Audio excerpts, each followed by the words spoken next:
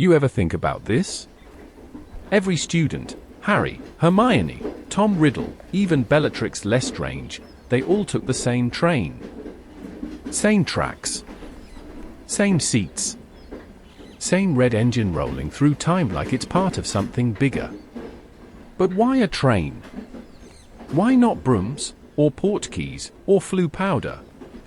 Why enchant a Muggle invention with magic so old it nearly tore a hole in the Ministry? And how did the Hogwarts Express survive not just one, but two dark wars, ghost hauntings, and magical sabotage that could have erased it from wizarding history completely? This isn't just a train. It's a relic. A vault of memories on rails. A spell you can ride. Before we dive in, pause a second. Where are you watching from, and what time is it right now? Seriously. Look at the clock. I want you to remember this moment, because something about this story is going to stay with you long after the video ends. In this video, we're unlocking the real origin of the Hogwarts Express.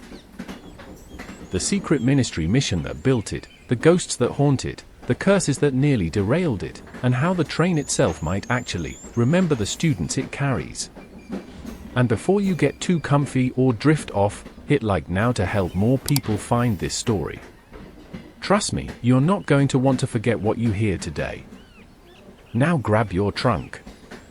Watch the barrier. We're boarding the train that built a school, and maybe saved it. The year was 1827, and the wizarding world was in chaos.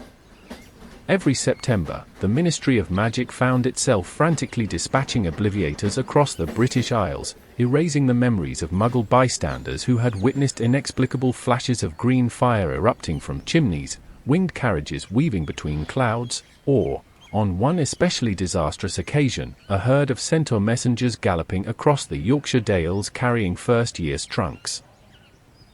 This was not how Albus Wintle, head of the Department of Magical Transportation, had envisioned the modern age of magical travel.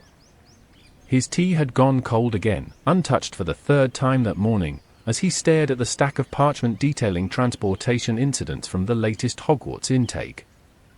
A portkey had gone off half a minute too early, sending two slithering girls spiraling into the underground cellars of Honeydukes. A thestral-drawn carriage had overturned after a second year insisted on casting a levitation charm mid-flight. Worse yet, a young Muggle-born boy from Belfast had ended up trapped in a malfunctioning flue connection, spinning endlessly between two fireplaces in Glasgow. Wintle let out a long sigh and turned to his window. Diagon Alley bustled just beyond the Soot Street glass, but even its familiar cheer couldn't distract from the problem plaguing British wizardry. Hogwarts was simply too far, and too many children were arriving by far too many magical methods. In the adjacent office, Evangeline Orford, senior enchanter of magical innovations, was already drafting her proposal. Her quill moved in clean, precise strokes, sketching diagrams of locomotion runes and concealment charms that could render an entire train invisible to Muggles. She had long believed that if Muggles could move hundreds of passengers through countryside and city in a single machine of steel and steam, then wizards, surely, could do it better. And safer. But hers was a radical idea. Wizards distrusted Muggle inventions. Trains, to the average pureblood patriarch, reeked of soot, oil, and dangerous ideas. To place the transportation of the nation's wizarding children in the hands of a non-magical contraption was unthinkable to many. And yet, it was precisely that resistance Evangeline had prepared for. She stood now before the Wizengamot, facing a semicircle of robed figures who watched her with unreadable eyes. The courtroom thrummed with faint magic, the echoes of ancient enchantments clinging to the carved stone. "We are not suggesting integration with Muggle society," she said clearly, holding her scroll aloft. "We are proposing innovation under cover of enchantment. A self-contained, ministry-controlled, magically shielded railway system based on a Muggle engine, yes, but modified to the highest standards of magical concealment." A ripple of murmurs spread through the chamber. Miss Orford, drawled Hezekiah Blackwood, a senior counselor and known traditionalist. "Are you honestly proposing that we herd our young into a smog-belching machine? The current alternatives involve flying hippogriffs and experimental broomstick cradles," she countered. "If safety is our priority, we must evolve." Silence. Then Wintle stepped forward. "We've tried patches. It's time we built a system." The decision was not unanimous, but it passed, barely. The experimental project was greenlit, under one condition: complete secrecy. The Muggle government could know nothing. Not even the train engineers. Construction began under the pretense of a private rail company. The site was chosen for its remoteness, a valley near Crewe, shrouded in natural fog and laced with protective enchantments dating back to Druidic times. Here, Muggle workers assembled the body of the train, supervised discreetly by witches and wizards under Polyjuice potion. At night, the magical team worked their enchantments. Runes of expansion were etched beneath floorboards to accommodate shifting corridors. Displacement charms bent geography, allowing the train to reach a castle in the Scottish Highlands within hours. And at the train's very heart, a magically reinforced boiler hummed with phoenix feather embers and an ancient stabilizing spell whispered into its casing by unspeakables from the Department of Mysteries. The train was unlike anything the wizarding world had seen. It gleamed deep crimson beneath its spells, its sides polished to a mirror-like finish that shimmered under the wand light. It had 12 compartments per carriage, a sweet trolley charm to never run out, and a subtle enchantment that caused time to bend slightly within, enough that even latecomers would never miss the start of the term. But the greatest secret of all was platform 9 3/4. Orford, ever the innovator, devised the platform as a meeting point between magical and Muggle realities. Hiding in plain sight at King's Cross, it could be accessed only by wizards who walked through the barrier with intent. To Muggles, it was just an ordinary wall. To witches and wizards, it became a gateway to a new age. The platform opened on August 31st, 1838. The train stood waiting. It emitted no steam, no screech of iron on track, only a soft hum of magic held in perfect tension. Orford stood beside it, her black robes catching the rising breeze, her face calm despite the skeptical whispers gathering behind her. The first group of students appeared through the barrier. A boy with flaming red hair dragged a battered trunk. A girl clutched a cat to her chest. Then more followed. Eyes widened. Smiles formed. Skepticism faded into awe. By evening, as the sun dipped behind King's Cross, the Hogwarts Express had made its first journey north. Far in the Highlands, the staff of Hogwarts waited at Hogsmeade Station, unsure what to expect. But the train arrived on time, smooth, silent, and perfect. Headmaster Sylvanus Kettleburn, then only a young Transfiguration professor, watched the students disembark. "So," he whispered, brushing soot from his sleeve, "this is the future." Behind him, Headmistress Millicent Blore nodded. No more broken brooms. No more disapparated knees. Just children. Safe. But not everyone rejoiced.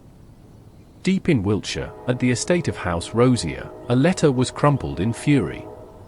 And in a smoky London tavern, a man known only as Arth swore he would never let his bloodline set foot on that Muggle-born monstrosity. The Hogwarts Express, though born in hope, would ride the rails of resistance for decades to come. And yet, it endured. As the engine's first magical steam rose above the chimney and vanished into the night, a new era of wizarding travel had begun, one of steel, spellcraft, and stories that would echo through generations. By spring of 1838, the Muggle-built shell of the train sat complete in a secluded yard outside Crewe. The air around it shimmered with layered protective enchantments, each woven so tightly that time itself seemed to move more slowly inside its bounds. What had begun as a sketch on Evangeline Orford's desk had become a gleaming crimson giant, a prototype Muggle steam engine awaiting a soul. But what Orford and the Ministry had constructed was not yet a Hogwarts Express. It was still a shell, a marvel of Muggle engineering, yes, but inert. Lifeless. What it needed now was enchantment, and that meant drawing on magic far older and more unpredictable than many dared to channel. They called in the unspeakables. Not even Wintle knew the full names of the men and women who arrived that June under cover of night, shrouded in robes of storm-cloud grey. The head of the team was a tall, androgynous figure with silver-threaded gloves and no visible wand. They carried a black scroll tube and spoke only once, "Where is the heart?" It was Orford who led them to the boiler. The enchantment would require 3 full nights, conducted under the solstice moon. It was a rite lost to time, revived only through fragmented records kept deep in the Department of Mysteries. The core of it was the Vinculum Arcanum, a binding spell used only on magical artifacts intended to outlive their creators. It required a nexus of ley lines, a vessel of intent, and a source of primal magic. They had the ley lines. Crewe stood on a confluence older than Roman Britain. They had the vessel, the train itself, a thing forged from iron, fire, and intention. But the primal magic? A phoenix feather. Donated, reluctantly, by a bird that had once belonged to a young Albus Dumbledore's ancestor, Persephone Dumbledore, an eccentric transfiguration theorist. The feather was suspended in a sphere of crystal above the engine's core, wrapped in a protective shell of shimmering charms. At midnight, the ritual began. From the scroll tube came words not spoken in 1,000 years. They echoed off steel and stone, making even the Muggle rails vibrate faintly. The unspeakables stood in a wide circle, wands drawn in silence. The train glowed red, then gold, then violet as magical circuits engraved beneath the plating surged to life. The vinculum took hold. For one impossible moment, the train screamed, not aloud, but in the magical ether, a high-pitched ripple that made every wand in a 5-mile radius hum. Its voice joined the world's hidden song. Wizards in faraway towns woke from sleep. Centaurs in the forbidden forest turned their ears toward the north. The Hogwarts Express had become more than metal. It had memory. But the enchantments were not purely functional. Orford and her team laced the train with spells for comfort and protection. The carriages bore expansion charms and self-cleaning hexes. Enchanted trolleys stocked with sweets would refill with a flick of the conductor's wand. Windows showed not just the outside but also illusions of fine weather, even during storms. More importantly, safety spells were layered like lacquer. Temporal cushioning, a mild distortion field made collisions nearly impossible, subtly bending time around potential disasters. Cloaking wards prevented Muggle detection even at close range, redirecting notice like water off an umbrella. Compartmentalized protection rooms, each carriage could seal itself independently in case of an attack or malfunction. Every enchantment was reinforced with a memory anchor, a magical safeguard to ensure the train would remember its state and self-correct if damaged. Finally, the naming. It was Wintle, of all people, who wrote the name across the engine side with his wand, Hogwarts Express. The letters shimmered briefly, then settled into gold-lined serif script. The train seemed to inhale deeply. A rush of warm air hissed from its vents. "That's it," murmured Orford, her voice shaking. "It's alive." Still, there remained one final test: concealment within the Muggle world. The train needed to appear nowhere on paper and everywhere by magical intent. The Ministry's Misuse of Muggle Artifacts Office collaborated with the Department of Magical Transportation to embed the entire train with displacement glyphs, spells that would allow the train to exist within invisible space. It would operate on Muggle rails, but Muggles would never see it, hear it, or remember it had passed. The greatest triumph, though, came from Orford herself, the platform convergence charm. Inspired by her extensive research into spatial magic, Orford created the spell that would make Platform 9 3/4 viable. It was not simply a platform, it was a liminal gateway, a magical crease between Muggle and wizarding realities. The wall at King's Cross became the scene. Crossing through with intent would fold the world slightly, slipping the traveler between the folds like a letter in an envelope.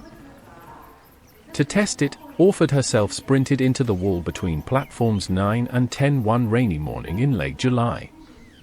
She disappeared. Wintle nearly fainted. Then she reappeared seconds later, smiling and soaked with magical condensation. "It works," she said. And it did. By August, the train was ready. Hogwarts faculty visited in secrecy, inspecting the compartments and noting the spell work. Professor Septimus Kettleburn suggested installing a small enchanted compartment for creatures and pets. Professor Meabel Thistlethwaite tested every charm, her spectacles fogging with delight. And on August 31st, the Hogwarts Express rolled for the first time from its hidden chamber into the magical fold of platform 9 3/4. It whistled, not with steam, but with a magical resonance tuned specifically to the frequency of the Hogwarts wards. It was both a call and a promise, the school would be ready. That night, Orford sat alone in the engine compartment, her hand resting on the now cool crystal housing the phoenix feather. The cabin glowed faintly, more alive than ever. She whispered, "Carry them well." And the train, in its way, seemed to answer, its lights flickering in quiet acknowledgement. The morning of September 1st, 1839, dawned cool and mist-laden, the skies over London heavy with the scent of damp cobblestones and soot. Beneath King's Cross Station, veiled between the bustle of Muggle commuters and ironclad locomotives, a marvel of magical engineering waited in perfect stillness, the Hogwarts Express. Platform 9 3/4 was hidden in plain sight, its shimmering boundary humming faintly as ministry officials, cloaked in civilian garb, patrolled the station. Above the roar of Muggle trains and the clatter of luggage trolleys, the air on the magical platform was tense with expectation. Evangeline Orford stood at the foot of the train, her ministry robes pristine, her expression unreadable. She held a clipboard, though she scarcely looked at it, her eyes fixed on the barrier as the first wave of students approached. From the Muggle side, they appeared to vanish into the stone wall, one by one, pairs of parents and children hurtling through the hidden seam in reality. From the magical side, they emerged with laughter, surprise, and wide-eyed wonder. The crimson engine loomed before them, its polished sides glinting in the morning haze, letters inlaid in gold, Hogwarts Express. The magical train, now thrumming with dormant energy, exhaled a slow hiss of warm, perfumed steam as the children boarded. Wizards and witches clustered in quiet awe. For most, this was their first glimpse of the enchanted marvel whispered about in the Daily Prophet and discussed in hushed tones in tea parlors and apothecaries. For others, particularly those with pure-blood heritage, it was a bitter pill, a symbol of unnecessary mingling with Muggle technology. Among the latter stood Alistair Black, his expression sharp beneath a black bowler hat, arms crossed as his young cousin prepared to board. "This is folly," he muttered to no one in particular. "A Muggle engine dressed in spells. My ancestors travelled by enchanted galleon through the sky, not in iron coffins." The conductor, a squat, cheerful wizard named Grimble Bunch, blew a gleaming brass whistle. It sang a single, high-pitched note across the platform, and the doors to the carriages slid open with an audible click. The students, ranging from wide-eyed first years to smug fourth years, scrambled aboard with chatter and dragging trunks. At 10:56 a.m., the doors closed. At 10:59 a.m., steam hissed softly from beneath the engine. And at 11 a.m. sharp, the Hogwarts Express rolled forward for the first time. Inside, the ride was like nothing the children, or their families, had ever experienced. The carriages were warm and brightly lit, charmed to smell faintly of cinnamon and parchment. The seats cushioned themselves to each passenger. Charms whispered around the ceiling created subtle skies, reflecting the countryside's passage in soft magical illusion. In the third carriage, a nervous muggle-born named Gregory Fensworth sat wide-eyed beside a half-blood girl who explained that the trolley would soon arrive with all the best sweets, chocolate frogs that jump, you'll see. She was right. The trolley which came down the aisle with a smile as wide as her hat, distributing confections in exchange for sickles and nuts with mechanical grace. But not everything was well. At the halfway point, just as the train curved along a bend near the Peak District, the ambient hum of magic faltered. A shudder passed through the train. Inside the engine compartment, Grindelwald Bunch blinked as the pressure gauges fluctuated. Then came the shriek. It wasn't mechanical. It was magical. An echo in the ether. Something was interfering with the train's ley line stabilizers. Alarms activated, an ancient bell began to toll rhythmically through the compartments. Runes etched into the windows pulsed red.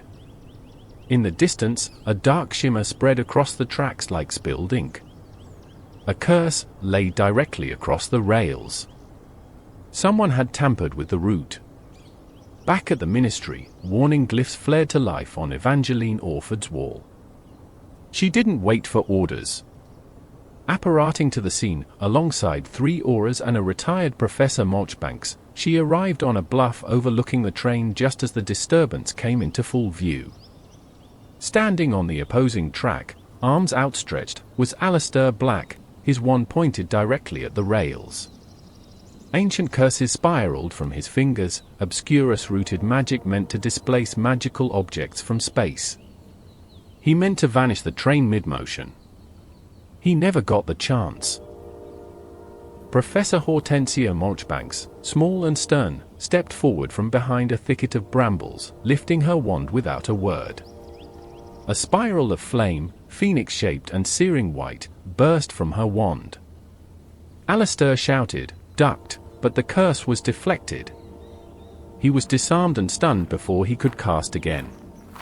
A moment later, Orford raised both hands and spoke the Ancorus Maxima, the emergency stabilizer charm woven into the engine's binding spells. It pulsed through the ground like a heartbeat, and the Hogwarts Express shuddered, but did not derail. The ley lines adjusted, rerouted by magic older than any blood feud. The train surged forward once more, restabilized. The children inside never knew how close they'd come. That evening, as the express pulled into Hogsmeade Station, the sky above burned gold with late summer sun. Hogwarts Castle loomed. Cart had changed into a buffet of roast chicken and treacle tart for no reason at all. They laughed, jostled, smiled. Headmistress Millicent Blore, flanked by Professors Kettleburn and Thistlethwaite, watched as each child stepped onto the platform. The express, she whispered to herself, has earned its name. Behind her, Orford arrived quietly, having taken a private flue to the station. Her robes were scorched at the edges. Her wand hand trembled. But when she saw the train, intact, breathing its low magical hum, she allowed herself a rare smile. Carry them well, she repeated. And the train, as if listening, gave a low, sonorous whistle. A sound like memory and magic. Like a promise kept. The year was 1892, and the Hogwarts Express was now a fixture of magical life. Generations of witches and wizards had boarded its warm compartments and watched the Muggle world fade into the countryside, enchanted trolleys rattling past with promises of pumpkin pasties and cauldron cakes. It was tradition. It was comfort. It was safe. So when the dining car door slammed shut on its own, and stayed locked for the entire journey on the 1st of September, it sparked more than curiosity. It sparked fear. It began with fog. Not the gentle wisps common on Highland mornings, but a dense, unearthly fog that seeped in through the cracks of the train's ornate windows, curling around boots and swirling across compartments like ink dropped in water. In carriage 7, a Ravenclaw 5th year named Agnes Blythe looked up from her copy of Magical Mechanisms of the Modern Era and frowned. Did the wards drop? She asked aloud, but her classmates only shrugged. In the next compartment, a first-year muggle-born named Daisy Pindlehook watched with wide eyes as her chocolate frog leapt from its wrapper and vanished mid-air. A moment later, the room grew cold. Very cold. Conductor Grimble Bunch, now older, heavier, and with eyebrows like runaway broom bristles, sat in the engine cabin sipping tea. When the lanterns in the dining car flickered, he stood, scowling, and took up his wand. "Not again," he muttered. "Not you." He trudged down the corridor toward the dining car, his boots echoing in the strangely quiet passage. The windows along the corridor shimmered with condensation despite the dry weather outside. He reached the ornate double doors of the dining carriage and knocked twice. Nothing. He tried the handle. It didn't budge. With a sigh, he pointed his wand and muttered, "Alahomora." Still nothing. Then a voice drifted from within, whispery, off-key, and distinctly cheerful. "Tickets, please. All aboard. Don't forget the dining car delights, sticky tarts and treacle fright." Bunch froze. He recognized the voice.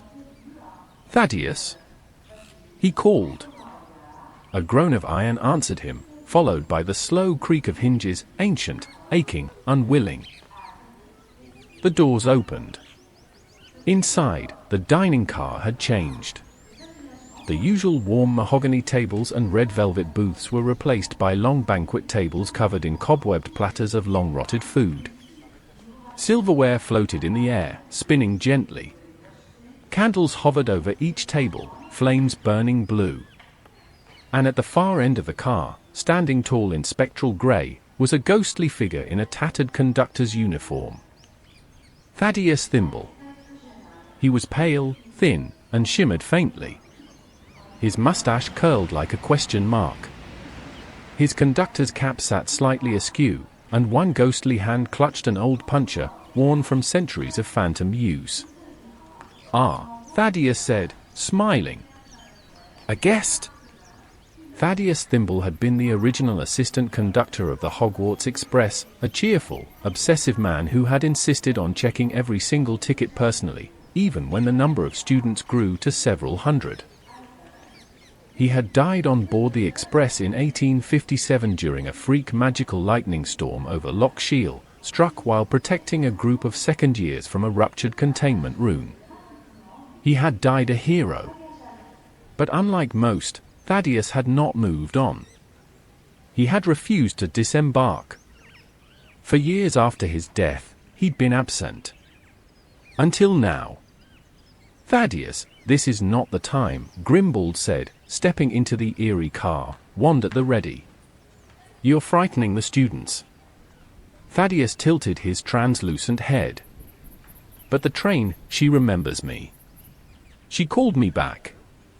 "She didn't," Grimble said gently. "You came of your own. You're welcome, but this," he gestured around at the cold, the fog, the floating utensils. "This is no way to announce yourself." A pause. Then Thaddeus blinked. "I thought it would be festive." The train gave a sudden lurch. In carriage 3, a Gryffindor fourth year named Elias Merriweather spilled pumpkin juice all over his robes and yelled, "Oi!" What was that? Agnes Blythe, always ready, stood. "Spectral displacement," she murmured. "The ghost is integrated into the core wards now. We're sharing magical pressure." Back in the dining car, the temperature dropped again. Grimble took a step forward. "Thaddeus," he said slowly, "do you want to stay?" The ghost considered. "I never left." "Then stay. But do it properly." Thaddeus nodded solemnly, and with a wave of his ghostly hand, the rotting platters vanished. The blue candle flames warmed into golden glow. The tables reappeared, clean and set. Even the cobwebs folded into nothingness like paper in firelight. The fog dispersed. And Thaddeus Thimble took his place beside the trolley which, holding out his ancient puncher and beaming with pride, "Tickets, please," he whispered. The news of the haunting spread quickly through the school, and by October, students looked forward to seeing Old Thimble at the start of each journey. Some claimed he could predict what house a first year would be sorted into just by glancing at their trunk. Others said he whispered advice: avoid the third-floor corridor this term, or shared stories of the train's hidden compartments. Professor Marchbanks returned to inspect the magical integration and declared, with a sniff, well, as long as he's helpful. The ministry considered removing him but ultimately ruled that so long as he causes no spectral disruptions or emotional trauma, he could remain as honorary conductor emeritus. Thaddeus Thimble's presence became part of Hogwarts lore. He never left the train, not even during the summer months. Some said he spent those days polishing spectral railings or whispering jokes into the firebox, keeping the magic alive. And every September 1st, when the lanterns flickered just before departure, a faint, familiar voice would echo down the carriages. "All aboard, the Hogwarts Express." The autumn of 1942 arrived with an unnatural stillness in the wizarding world. Far beyond the protective charms of Hogwarts and the invisible rails of the Hogwarts Express, shadows lengthened. Across Europe, Grindel's name was no longer spoken with fear, it was spoken with reverence by his followers and dread by the rest. Wizarding families whispered of disappearances, betrayals, and alignments once thought impossible. In Britain, the ministry walked a tightrope. Officially, it denounced Grindelwald. Unofficially, it feared provoking him. Yet through it all, one constant remained: the Hogwarts Express continued to run. It was not without risk. The train, once a marvel of innocence and exploration, had become a target. Not by Grindel directly, but by sympathizers within the Isles, radical pureblood supremacists and disillusioned magical theorists who believed Hogwarts should only educate the worthy. They viewed the train as a symbol of inclusivity.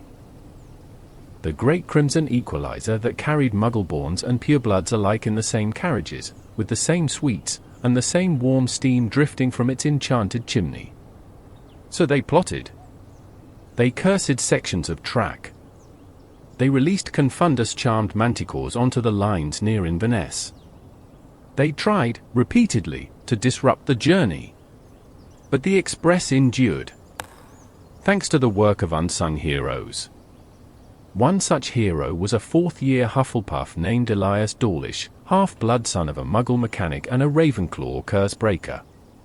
Quiet, bookish, and awkward, Elias had an unusual affinity for wards, especially magical patterns based on Muggle circuitry, something he'd studied obsessively from his father's engineering journals. On September 1, 1942, Elias was seated in carriage 8 when the train jolted to a halt in the Cairngorms, far earlier than it should have. The lights flickered. Windows fogged. Something was wrong. Outside, grey shadows coalesced along the tree line.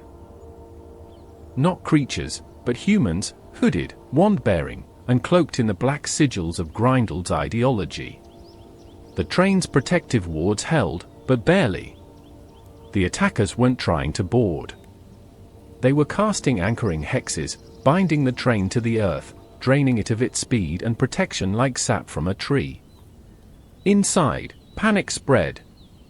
Everyone back from the windows, shouted a prefect. Wands appeared. Younger students huddled under seats. The trolley witch, older now, face-pinched with fear, pressed her palm against the dining car's hidden compartment, activating a defensive shield that flickered blue across the windows. Elias Dawlish, heart-pounding, ignored the chaos. He dropped to the floor, opened his enchanted toolkit, and pried open a small brass panel beneath his seat, the emergency rune manifold. It was supposed to be accessed only by ministry personnel. But Elias had studied the diagrams. He knew the magical logic of the Hogwarts Express. While outside hexes cracked the outer shell of the train's charmwork, he reached inside the manifold and laid his hand across the core glyph, Repulsio Magnus. It had been dormant for decades, an emergency failsafe designed to eject magical interference using a pulse of compressed magical force. He whispered, "Sir, get Ignis." The glyph flared. A burst of invisible energy exploded outward from the train, invisible but ferocious. The hex lines cracked. The attackers stumbled. Their cloaking charms disintegrated. One dropped their wand. Another disapparated mid-fall. Inside, the lights returned. The train began to move again. Elias collapsed backward, exhausted but grinning. He never took credit. But by the time they reached Hogsmeade Station, the word had spread. And though the ministry covered it up, calling it a minor weather anomaly, the students knew. And Hogwarts awarded him a Medal of Magical Merit at term's end. That incident was one of many. In 1944, a Dementor swarm crossed the rails near Fort William. The train, thanks to wards renewed by Professors Dippet and Dumbledore, withstood their chilling presence. A trio of 6th-year Gryffindors cast simultaneous patronuses from opposite carriages, forming a protective corridor of silver mist. In 1945, during the Battle of Nurmengard, the Hogwarts Express was rerouted through Wales for the first time in its history. Its journey slowed but never stopped. A Muggle-born girl from Cardiff later wrote in her diary, "The train felt sad that day. Like it knew something big had ended. But also, like it was proud." In those years, the Express became more than transport. It became sanctuary. Headmaster Dippet began a tradition of greeting students at the station personally. The train staff added extra compartments for privacy, counseling, even, briefly, a traveling owlery for students worried about families abroad. And within the walls of the carriages, something else stirred. A consciousness? Perhaps it was the cumulative effect of years of protective enchantments, or the presence of so many powerful emotions, fear, hope, laughter, loss, but the Hogwarts Express developed a quiet sentience. It adjusted the temperature if a child was crying, shifted windows to show more peaceful landscapes. On rare occasions, it would subtly extend the journey by a few minutes, as if giving a nervous first year more time to prepare. No spell caused this. It simply happened. A testament to the magic of place, memory, and purpose. By the end of the war, the Express had earned a new nickname among students. The Red Sanctuary. In a world that had torn itself apart with ideology, blood, and betrayal, it remained a steel promise winding through moors and hills: you are not alone. You are going home. And the train never forgot. The station was noisier than usual. King's Cross, ever humming with Muggle chaos, seemed especially frantic on the morning of September 1st, 1991. Children shouted. Trolleys rattled. Steam hissed from iron beasts bound for far more ordinary destinations. The Great Hall buzzed with mundane movement, but not on platform 9 3/4. There, behind the concealed stone barrier, an ancient presence stirred. The Hogwarts Express, crimson and gleaming, waited with ageless patience. She, the train had, over the years, acquired the weight and warmth of identity, was more than bolts and enchantments. She remembered voices, feet pounding down corridors, the weight of trunks filled with spellbooks and secrets. She remembered the war. She remembered fire. But today, she felt something different. Something unfamiliar. A presence like a spark, barely restrained. Trembling magic, pure and raw, walked through the barrier and onto her platform.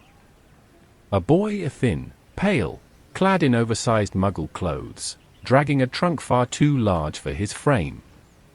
The train noticed him the way a tree might notice lightning approaching, drawn, uneasy, alert. Harry Potter. She didn't know his name, not yet. But she recognized what he carried. The boy looked around in awe, his green eyes wide with wonder. Behind him, a red-haired boy shouted something to his mother, and a moment later, a whole crowd of Weasleys spilled onto the platform like warmth and chaos in human form. Harry watched them, tentative, hesitant. The train watched him. It had seen orphan children before. Seen the lonely, the proud, the terrified. But never one like this, scarred in ways deeper than the lightning bolt on his forehead. She could feel it. The echo of curses not entirely faded. A lingering darkness pressed into his very bones. When he stepped into the corridor of carriage 5, the temperature adjusted by half a degree. Subtle, just enough to ease the tension from his shoulders. Not magic cast, but magic remembered, a gift the train had learned to give. He walked slowly, staring at the polished wood, the enchanted windows, the compartment doors with golden handles. Behind him, the Weasley twins chattered. A girl with bushy brown hair asked if the trolley carried ginger newts. Somewhere, Thaddeus Thimble passed through a wall humming a cauldron full of hot, strong love. And then, "Can I sit here?" A red-haired boy, freckled and awkward, stood at Harry's compartment door. Harry hesitated. Sure. The Express, observing quietly, shivered with certainty. This mattered. As the train pulled away from the station, the gentle chug of her enchanted engine echoing through brick and mist, the journey began. Not just for the children, but for something far larger. The world shifted slightly on its axis. Inside the compartment, Harry and Ron Weasley fell into easy conversation. The train listened. They spoke of chocolate frogs and famous witches' cards. They compared hand-me-down robes and spellbooks, marveling at the unknown. When Hermione Granger entered later, eyes bright and voice quick, the train noted the rhythm change. Like a new harmony added to an old song. She was the kind of child who asked questions of the windows, who tried to trace the enchantments in the ceiling paneling. When Neville Longbottom wandered in, asking about a lost toad, the train offered a faint magical nudge, guiding him toward kindness, pushing their paths closer. It had done this for decades. Gently. Unseen. As the train crossed into Scotland, winding past locks and over enchanted viaducts, the Express allowed itself a rare indulgence. It remembered. It remembered James Potter and Sirius Black, laughing in carriage 9. It remembered Lily Evans, reading aloud to a nervous first year beside her. It remembered Severus Snape, silent and fuming, staring out a window at clouds that mirrored his heart. It remembered Albus Dumbledore, once just a professor, sitting briefly in the front engine on a cold December night, his breath steaming with quiet thoughts. And now, here was Harry, a legacy child, a prophecy in motion. But still, just a boy, eating his first cauldron cake, laughing at a spell gone wrong, staring out the window in wonder. As dusk approached, the towers of Hogwarts crested the northern hills. The train whistled, not the usual note, but a softer tone, tuned precisely to the heart of the ancient wards guarding the castle. It was a greeting. A signal. Prepare. He is coming. Inside, the students leaned toward the windows, eyes wide. The Express slowed as it neared Hogsmeade Station. Lanterns lit themselves. A gentle heating charm bloomed through the carriages, warding off the Highland chill. When Harry stepped off the train, his boot touched the stone platform, and the magic of the castle reached for him. He didn't know it. Couldn't feel it. But the Express did. As the doors closed and the train began its slow return to dormancy, she exhaled once, a plume of golden steam rising to the stars. A memory added itself to her metal bones. A boy with a scar. The one who came quietly and would change everything. A memory added itself to her metal bones. A boy with a scar. The one who came quietly and would change everything. But even as Harry's footsteps echoed off the stone platform, the express did not let go of the moment. She lingered in presence, her frame cooling, her magic dimming, her wheels slowly ceasing their roll. This pause, brief and unnoticed by students, was her private ritual. A holding of breath, of memory, of meaning. The platform emptied quickly. Luggage was whisked into enchanted carts. First years were guided by a half-giant who smelled of earth and kindness. The others marched toward carriages pulled by beasts not yet visible to their young eyes. And still the express watched. She felt it, the echo of prophecy clinging to Harry's robes like invisible mist. But prophecy was not her language. She dealt in moments, in weight and warmth and the unspoken language of transition. The first tears of a homesick 11-year-old. The breathless kiss behind a fogged window. The silence of loss carried on return trips after war. Harry's presence had added a new note to her song, a quiet thread of inevitability that hummed against her walls long after he was gone. In the engine room, the last of the glowing embers within the magical firebox dimmed.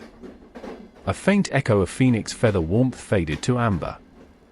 The control panel runes slid into dormancy, their light sinking into the brass plates like fireflies retreating for the night. Outside, the mist deepened. The Hogwarts Express was alone again. But not lonely. Inside carriage 5, still scented faintly of treacle and peppermint, something curious occurred. A chocolate frog card, forgotten on the windowsill, began to flutter. Not from wind. From resonance. The portrait of Albus Dumbledore inside glanced up, as if he too had noticed the shift. His eyes met the train window. "Ah," he whispered. "So it's begun." And then he winked, yes, quite definitely winked. And vanished from the card, leave. The safe, flickering lanterns. And now, added to that vast tapestry of memory, a lonely boy's small smile as he shared his very first pumpkin pasty. A red-haired boy's eager talk of chess and family and spells he hadn't yet mastered. A girl's curious eyes cataloguing magic with awe and longing. A soft-spoken child who'd lost a toad and found, instead, connection. Small things. Beautiful things. That was how legends began. By midnight, the Express had tucked herself away in her hidden siding, miles beyond Hogsmeade, wrapped in fog and memory. Her tracks shimmered faintly, cooled by enchantment, encircled by wards so old their runes had grown into the trees. She slept. But not deeply.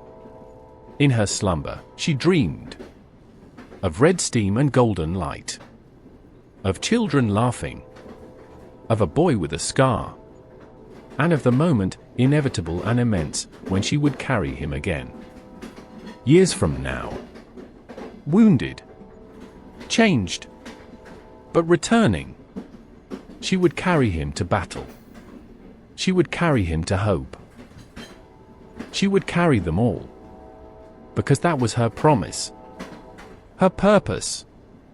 The Hogwarts Express did not just carry students. She carried generations. She carried the future. It had been 1 year since the Battle of Hogwarts. The castle had been rebuilt. The Forbidden Forest had healed. The Ministry had purged itself of corruption, slowly, painfully. But the scars remained. And yet, on the 1st of September, 1999, Platform 9 3/4 once again thrummed with life. The Hogwarts Express stood waiting, her paint freshly polished, her brass fittings glinting beneath morning sun. She whistled once, softly, like a sigh, and opened her doors. She was ready. Children swarmed the platform, some laughing, others weeping, some wide-eyed and clinging to parents' hands. New names. New houses. New fears. But the rhythm was familiar. Some, though, were not new.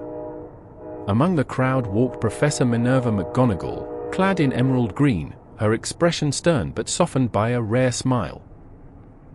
She paused at the train's engine, one hand brushing against its warm metal as though greeting an old friend. "You're still here," she whispered. The train gave a low hum in response. She turned as a voice rang out. "You're talking to it too, then?" Luna Lovegood, dreamy-eyed and now working with the Department of Magical Creatures, approached, a satchel of scrolls on one shoulder and a pair of charmed spectacles perched atop her head. "I believe it's semi-conscious," Luna said calmly, peering into the chimney with interest. "There are traces of ancient ley-bound runes I've never seen elsewhere. I think it runs on a combination of phoenix memory and ambient childlike wonder." McGonagall raised an eyebrow. "I was just saying hello." "Ah. Well. It remembers you." A special ceremony had been organized for this particular ride. The Ministry, eager to honor the centennial-plus legacy of the Hogwarts Express, had invited veterans, professors, and magical historians for a commemorative departure. Journalists milled about, snapping pictures. A plaque was unveiled on the platform's stone wall. "Steel and Memory, the Hogwarts Express, in honor of every journey, every child, and every future it carried." As the speeches began, the train herself remained silent, dignified. But within her core, something stirred, old magic vibrating like a heartbeat. She remembered. She remembered the cries of children in the 1940s. The laughter of pranksters in the 70s. The silence of fear in the early 90s. The sudden weight of absence when beloved names stopped appearing each September. She remembered Fred Weasley. She remembered Colin Creevey. She remembered Remus Lupin, once slouched in carriage 6, hand gripping a cane of silver-bound yew. And yet, she also remembered recovery. Neville Longbottom, now a professor, entered her compartments with confident strides. He sat in carriage 2, where he once cowered from Slytherins, and smiled at a nervous first year who couldn't stop asking questions. Hermione Granger boarded alongside Ron, now parents. Their daughter, Rose, peered out a window as the train gave a faint shudder of recognition. Even Harry Potter, quiet and weary, appeared at the edge of the platform. He didn't board. Not this year. But he placed a hand on the steel edge of the engine, eyes distant. He didn't speak aloud. He didn't have to. The train heard him all the same. Inside, the dining car had been restored to its original splendor, with gilded menus and floating lanterns. Thaddeus Thimble, ever faithful, appeared once to check compartments before fading back into the ether. The trolley witch sang quietly as she arranged her sweets. "I remember you all," she whispered. "You grew up here." As the whistle blew for departure, the Hogwarts Express began to move, not just with steam, but with purpose. Through the Highlands once more. Across bridges laced with magic. Past forests and rivers and ruins whispered about in textbooks and bedtime tales. Inside the compartments, children wrote letters home. They pressed noses to the glass. Some fought. Some cried. Some fell in love before the train reached Hogsmeade. And the express absorbed it all. In her dreams that night, the train recalled everything. Evangeline Orford's hands in soot and parchment. The shouts of ministry officials debating tradition. The first click of wheels on enchanted rails. The fear of war. The joy of reunions. She dreamed of flames and frost, of flying letters and quiet revelations. She dreamed of every face. Every year. And when dawn rose again, she knew. She would keep dreaming. Because that was her gift. The Hogwarts Express did not simply carry students. She carried stories. And stories, like magic, never truly end. And there you have it, the untold, canon-inspired tale of the Hogwarts Express, from its magical invention under secrecy, to ghostly encounters in the dining car, to the terrifying days of war, and finally, to its enduring legacy as a symbol of hope, memory, and generations of magical journeys. We learned how witches and wizards, desperate for safe transport in the early 1800s, transformed a Muggle steam engine into something alive with enchantment and purpose. We met visionaries like Evangeline Orford, spectral conductors like Thaddeus Thimble, and brave students like Elias Dawlish, all of whom shaped the Express into the icon it is today. But here's the thing, the Hogwarts Express doesn't just carry students. It carries stories. And if you've made it this far into this story, you're exactly the kind of person who wants to keep exploring the secrets of the wizarding world. We know the Express leaves from platform 9¾ But in what real-world year did J.K. Rowling first reveal the full backstory of the train on Pottermore? Drop your answer in the comments below. I'm watching for the clever ones. And hey, if you enjoyed riding along through the lore today, don't forget to subscribe for more magical deep dives. I've got plenty more where this came from, unsolved mysteries, magical inventions, character breakdowns, all the juicy bits buried in the books and beyond. If this ride through wizarding history gave you chills, you'll love the one where we crack open the mystery of Harry Potter's diary. That one's linked right here on the end screen.